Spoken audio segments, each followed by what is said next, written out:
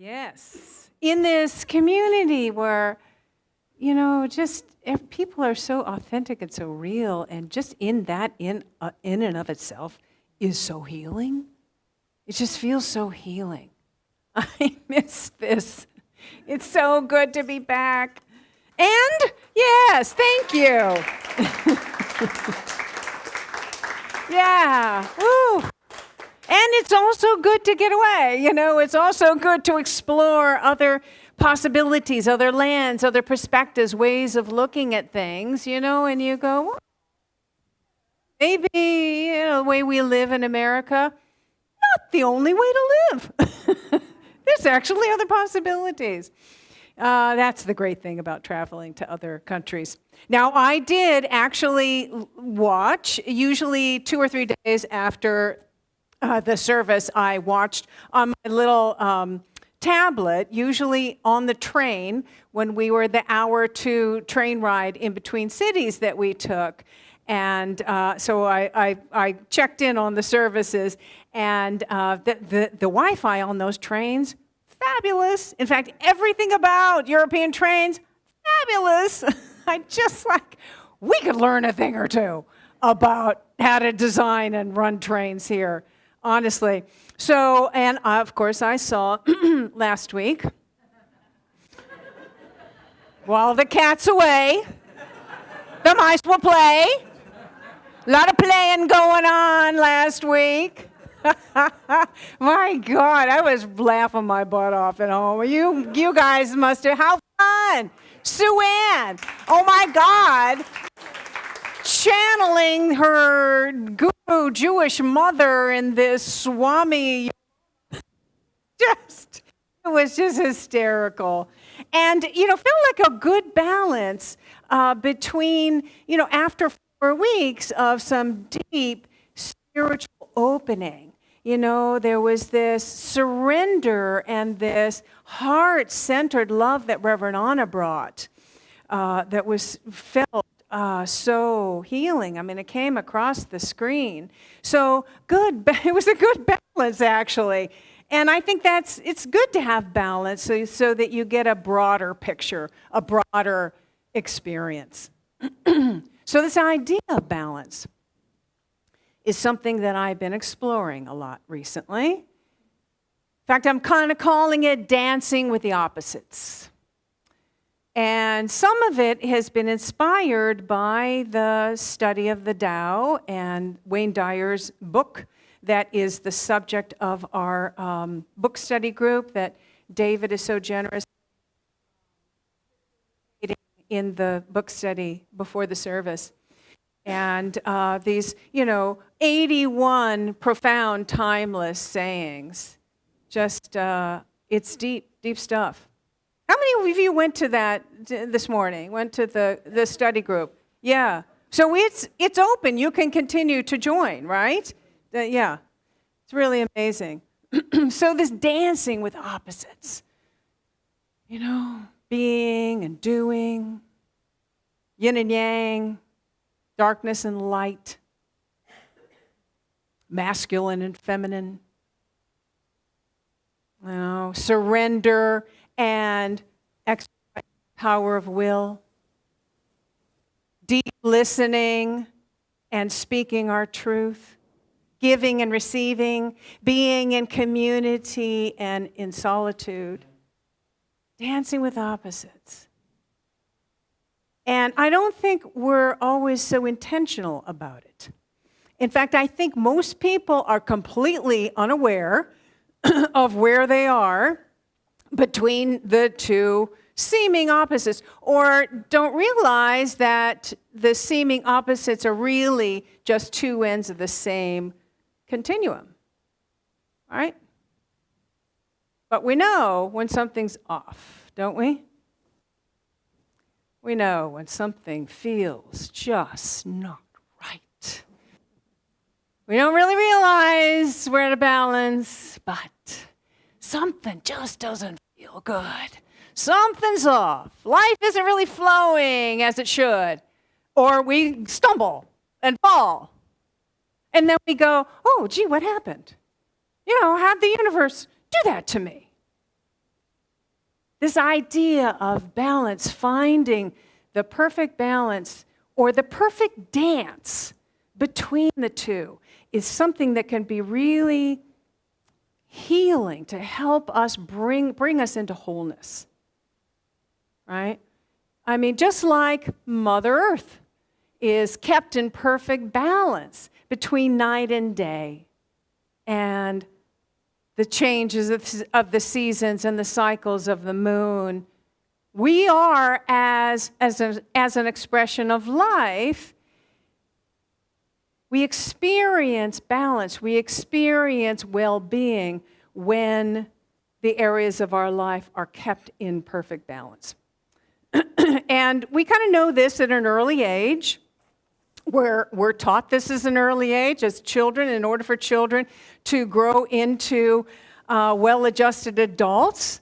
There should be a balance between loving unconditional love and discipline, between freedom and limits, in school, work, and play. Yeah, and our children will let you know right away when that's out of balance.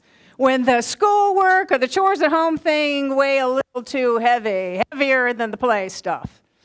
I mean, really, if it was up to them, they'd play 24/7, right? At least mine were that way. Yeah, so it's up to us as parents to kind of teach that, and it's a perfect time to have that lesson, to think about balance. Now, it's interesting that as we get older, some of us tend to reverse that whole balance thing and weigh a little too heavy on the constant working side of things, right? And our culture encourages this, right? We are this puritanical, work ethic, get her done kind of energy. And so we kind of fall into that.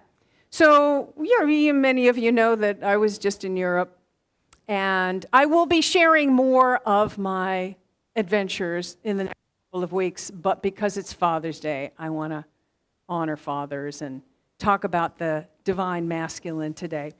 But just real quick, Europeans seem to have a better sense of this, a healthier sense. They get a month off. Most Europeans get an entire month off a year, paid vacation, usually in August, so you don't want to go to Europe in August.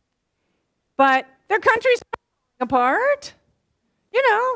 They somehow figured it out. It's a lesson for us.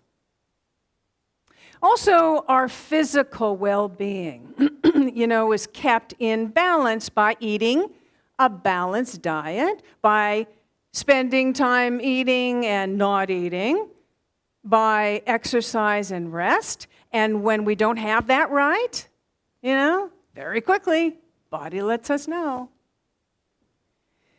So because it's Father's Day, we want to take a look at why we might want to balance the masculine aspect with the feminine aspect. And as I have shared many times before, we all have both aspects within us. Each one of us has both of those aspects. The feminine aspect we explored on Mother's Day, right, which is that intuitive wisdom, creativity, receptivity, kind of open-hearted, nurturing energy. That's the feminine. But the divine masculine must walk in concert with the divine feminine. Otherwise, it just gets a little too passive, right? There needs to be this balance. So the divine masculine is that energy of intelligence and courage and focused energy and sort of a healthy assertiveness and willingness to take action, right? Structure, perseverance, that energy of security that Maria was alluding to in the meditation. That energy, that is the divine masculine, which is not to be confused with the shadow aspect of the masculine. The shadow aspect is the more egoic thing. that is the domineering and authoritative and aggressive and can be violent. And here's the thing. When one aspect of our nature is suppressed, the shadow side will pop up and make itself known. And we could probably think of people in our life that exemplify that shadow aspect of the masculine, right? Sometimes we refer to this as toxic masculinity. Maybe someone in your family, maybe a boss you worked for once, maybe, someone in the public eye. This rise of authoritarianism that we're seeing in some places of the world is an example of this played out on the larger stage. And what amazes me is that a lot of people think, well, that's what we need. We need strong, right? Until, of course, they're at the receiving end of that aggression or violence. So I think what we all really, really deep down, we all really want is our leaders that have a perfect balance between that healed masculine and feminine, right? And by the way, that toxic masculinity can also occur in women too, because remember, we've got both of it within us, not just men. So, the divine masculine aspect truly comes from love, comes from a place of love. It is love that helps us to speak up, stand up, speak out when it's important. That comes from love. It comes from love when we are willing to do what's necessary and stay committed to achieving a goal that's important. It's that love that is our willingness to maybe work hard to help others have a better life. And it's certainly that courage within us that is able to move forward regardless of our fear. You've all experienced those qualities, right? That comes from love. That's true, healed, divine masculine that we really want to nurture. So now take a moment and think about your father again. I know we did it in the meditation. We all had one. Some of you had 2, 3, more than one. Think about examples, incidences where they were able to show that divine masculine. Can you think of times when they exhibited these qualities? And open your heart to gratitude for that. You might also think of times that they exhibited the sort of unhealed aspect, the toxic masculinity. Did your father have a balance between the feminine aspect and the masculine? Which was not a popular thing in the 50s and 60s and 70s. Not popular, but some men just came to that naturally, right? So what was your father like? Now here's the thing. Our fathers, just like everyone else, did the very best they could with the consciousness they had at the time. Really knowing that helps us release any resentment that we might have. So it's important to constantly remind ourselves of that. So another example of this balance, we want to balance the sort of masculine aspect that is that manifests as the action, being in action in the world, and a healthy aspect of assertiveness. We want to balance that with the more feminine aspect of deep listening and nurturing our spirit. We are first and foremost spiritual beings, right? Here living in this human, physical, separated, the separated self kind of world. And it's easy to get lost in the physical material world, right? Without grounding our action in spiritual practice. That action that we take can be chaotic or ineffective, or we burn out, right? So, by grounding ourselves in spiritual practice first, the action that we take in the world is inspired and effective, right? And we're coming from a place of love and peace, and we're going to get a whole lot more done than coming from a place that's ungrounded. So grounding first in that feminine energy. And wouldn't you know it, that our spiritual practice also has a balance to it. We want to experience a balance in our spiritual practice. You're probably familiar with the inward focus practice of meditation, contemplative prayer, quietly communing with the divine in nature, you know? And that's necessary. That's the non-directed, receptive, surrender, more feminine aspect of our spiritual practice. And that really helps to open our heart and hear, you know, the voice of the divine within us. But if we stay here in just this aspect, we're liable to become too passive and lack initiative, you know, lack action.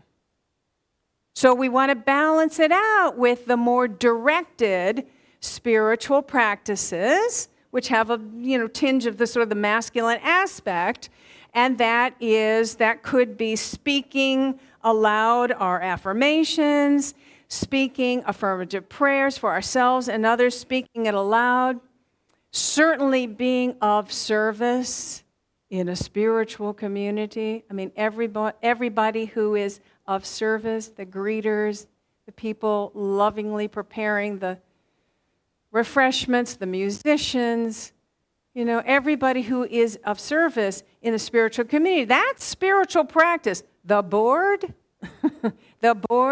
that's spiritual practice, right? It's the outward directed spiritual practice.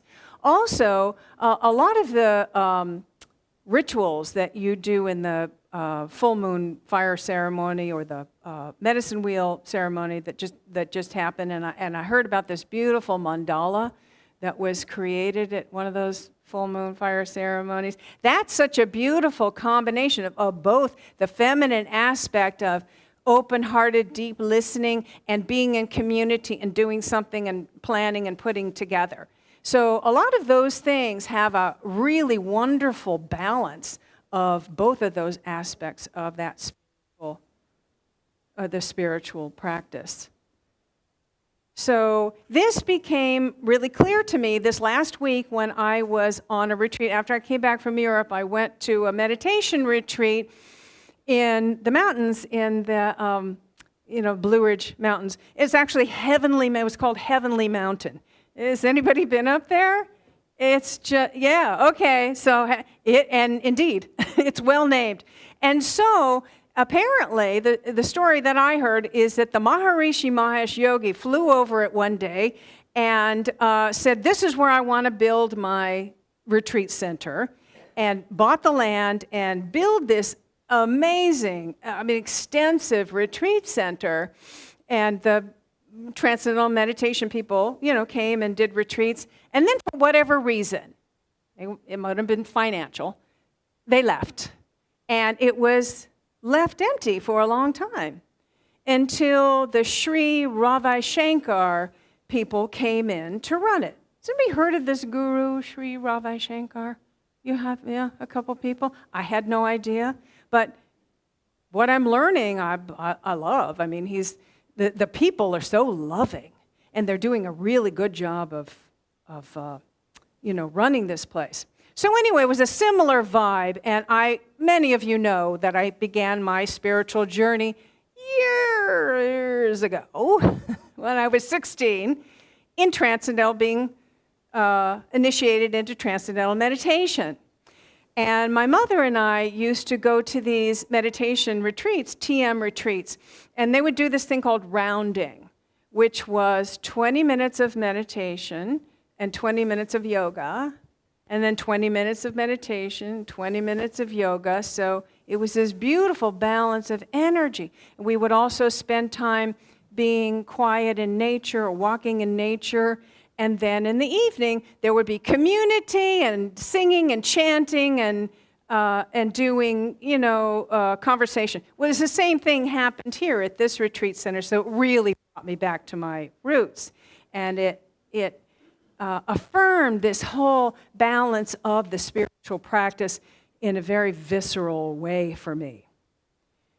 So, speaking of a visceral way to balance the spiritual practice, because it's Father's Day, because we're celebrating the Divine Masculine, we have a little gift for you. And so if the greeters could pass the envelopes. May I have the envelopes, please? This is a little gift for you. Put it in your hand. Until everybody has one, we're just going to thank you, Chris. Just hold it in your hand for a minute.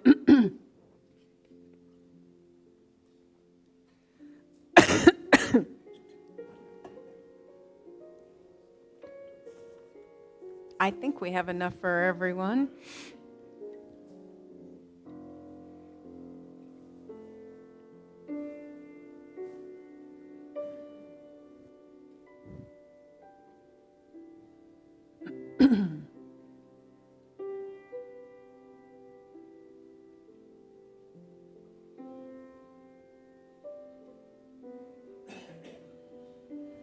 Yeah, just be with it and breathe for a minute.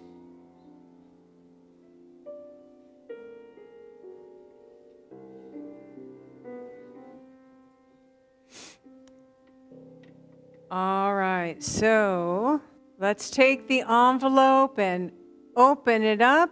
The first thing that you'll see is an appreciation for how fabulous you are. What I want you to do is read it and receive.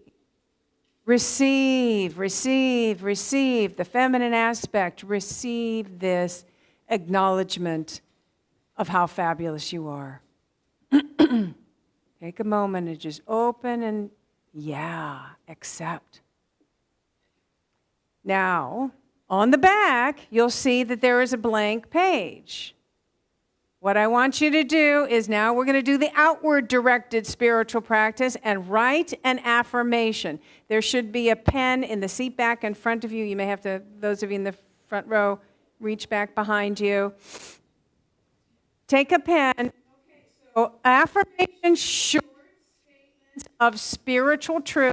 You're talking about the highest divine truth within you in the present tense. So we're not saying I will or it will. We're saying I am or it is. So go ahead and take a minute to write your affirmation.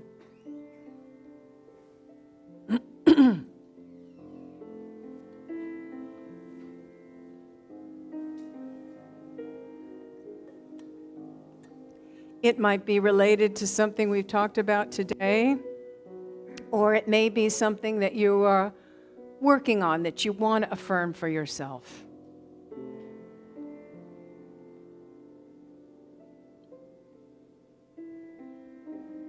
You're directing that spiritual energy into something specific that in a moment we're going to speak out loud.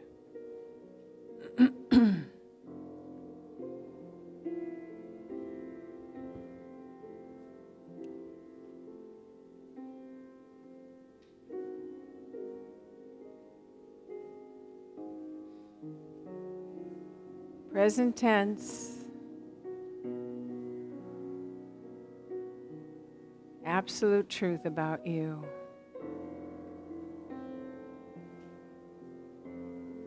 Okay.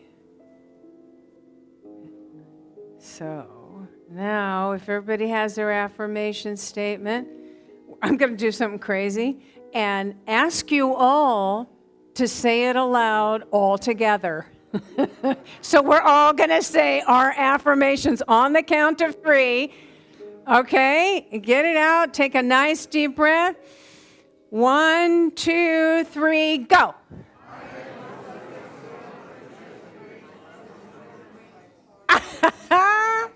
And so it is.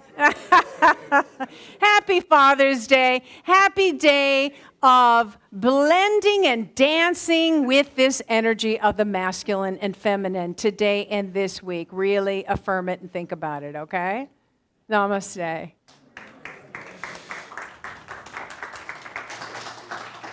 Hi. If this video has inspired you, opened your heart, expanded your consciousness, filled you with hope, empowered you in some way, we encourage you to support what we offer here at Unity Center of Peace by making your donation now. And thank you.